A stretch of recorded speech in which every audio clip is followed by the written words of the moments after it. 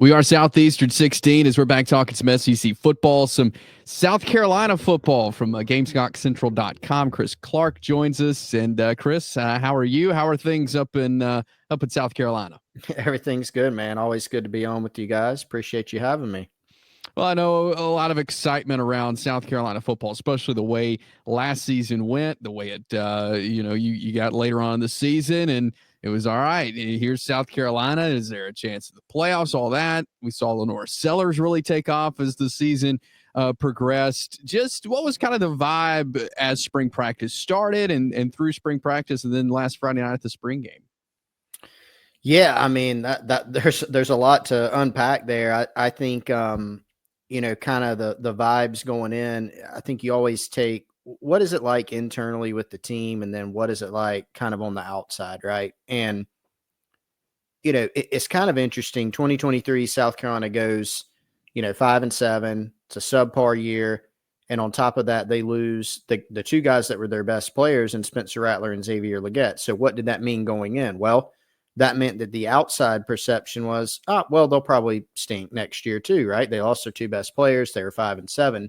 But internally, the staff kind of felt like, hey, we got a chance to be pretty good. We're going to add some pieces from the portal.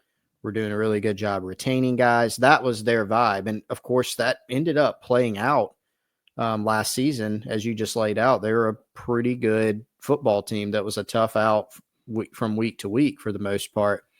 This year, it's kind of flipped, right? You look at it as, all right, nine game winners last year.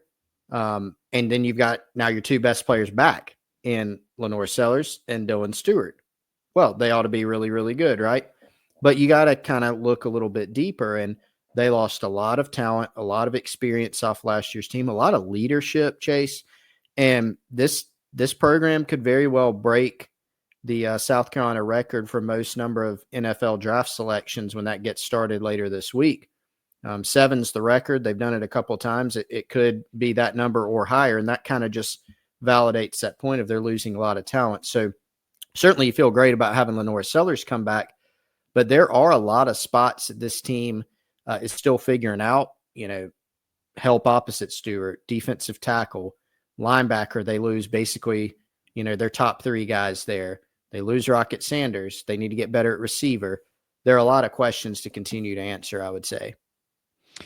A lot of times in these, I start with offense, start with a quarterback, but I'm going to start with the defense for South Carolina because they impressed me week in and week out last year, especially the rushers, like you mentioned.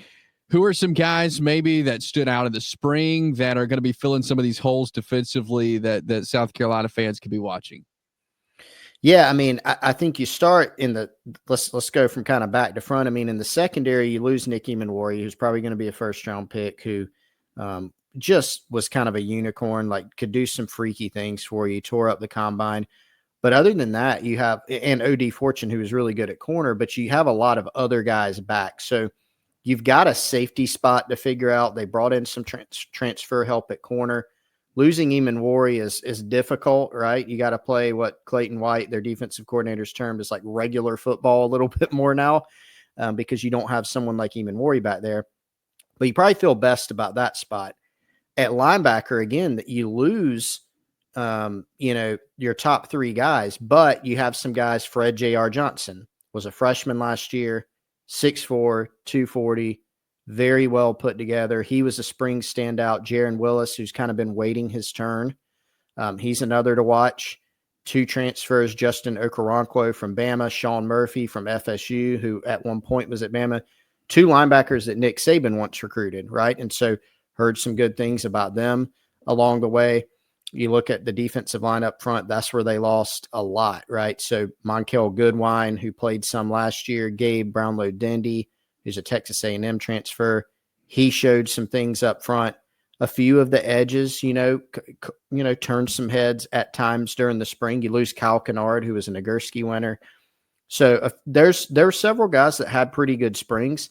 I think what they're looking at right now is depth, particularly up front. They need to continue adding, and I think they're going to continue to utilize the transfer portal to address that. And on the offensive side, you mentioned LaNorris Sellers. What has he been looking maybe to do in the offseason in the spring, just as far as improvement, getting better? I mean, last year it was his freshman season. I mean, he did what he did. Like, what are some things he was looking to improve on this spring?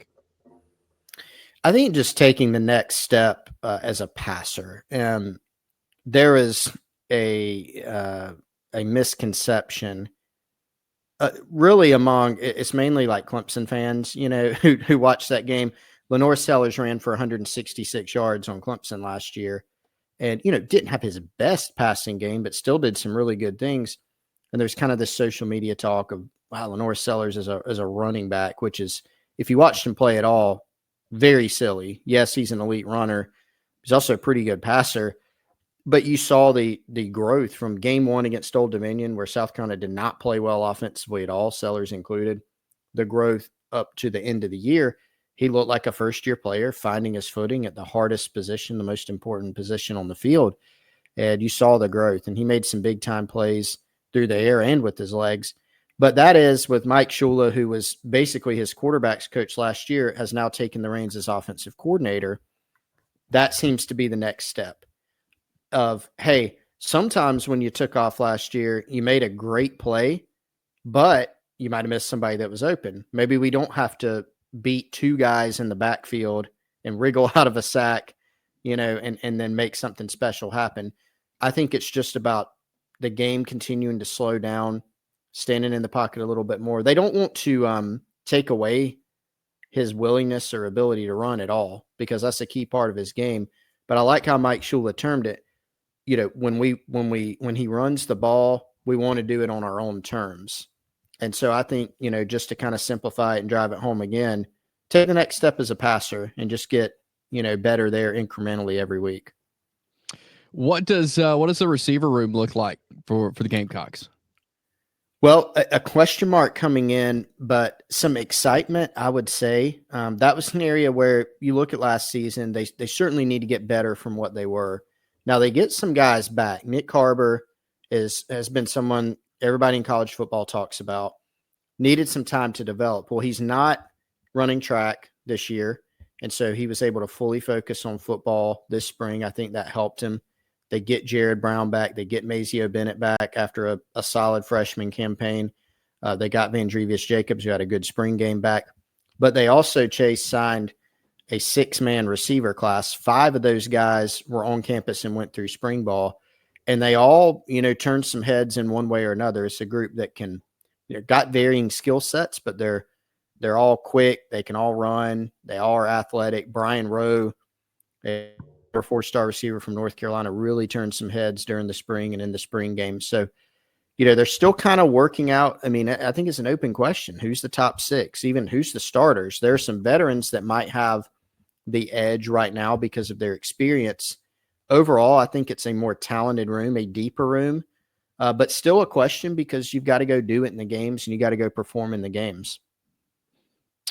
We're talking South Carolina football, but real quick, got to talk about Cherry Bundy as they are our sponsor this week. Natural products and ingredients, no added sugar. Tart cherries are the highest antioxidant fruit or vegetable in the world, and they are in it natural, anti-inflammatory with ingredient benefits, reduce soreness, increased recovery, contain naturally occurring melatonin to help improve your sleep and help support immunity. This is used by nearly 500 collegiate and professional sports teams. Every NFL team uses this, and you've got 66 out of 67 Power 4 conference football teams use this. So products available on Amazon, cherrybundy.com, and at retailers nationwide, including Publix and Kroger. So back to talking some South Carolina football here. When it comes to running backs, obviously Rocket Sanders, a big part of that last year. What does that room look like now? Well, I mean, you know that. I mean, Rocket Sanders was a huge part of what South Carolina did and did so much for this team. I think was a security blanket in the passing game. Obviously, a very skilled, powerful, talented runner. And so when you lose him in the backfield, that creates a question. They've got some options, and Rasul Faison, a transfer from Utah State, is one. He went through spring ball, had his best collegiate season, 1,100 yards last year at Utah State. not a big playback, but still like a chunk yardage back, right? He broke a lot of tackles at Utah State. They've liked what he's brought to the table so far, but he's competing with some other guys. Oscar Attaway, his running mate in the backfield, was here in Columbia last year as a North Texas transfer. He did some good things. Those two carry the most experience into the room. And then Jawarn Howell, who, you look at him, he's one of the more physically impressive guys just on the hoof, on the team, and has some ability. And then you got Matt Fuller, who's a redshirt freshman out of Georgia, former 4-star guy, who I thought did some good things and flashed in the spring game as well. Didn't factor in last year while he redshirted, but has, I think, a future. So they don't have a Rocket Sanders, ready-made coming back. That's still kind of a question too. Who's the top guy? Will it be Faison? Is it somebody else? How do carries shake out? I think that's a competition that continues throughout the summer and into the preseason too. Good stuff, Chris Clark. You can see his work there, GamecockCentral.com, covering the South Carolina Gamecocks. Chris, appreciate your time today, talking some South Carolina football. We'll do it again as we get closer to the season, but appreciate your time today. Sure thing. Appreciate you having me, Chase. Absolutely. We are Southeastern 16. We got you covered. SEC football, basketball, baseball. We'll be back with more. So check back, subscribe to our channel. Like this video. We are Southeastern 16.